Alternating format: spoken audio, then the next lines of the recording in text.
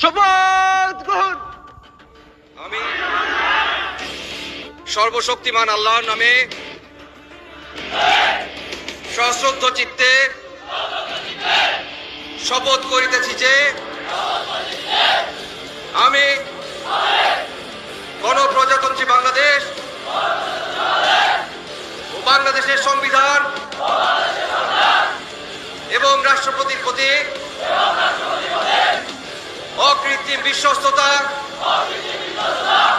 ও আনুগত্য পোষণ করিব।